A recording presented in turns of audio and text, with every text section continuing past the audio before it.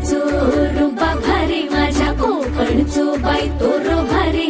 दिसते भारी गणपतीची स्वारी अन आला धादिस मामाच्या घरी मालवण चिपळूण सावंतवाडी माझ्या कोकण गावांचो दिमाग भारी दिसते भारी गणपतीची स्वारी माझ्या कोकणा वाटे तुम्ही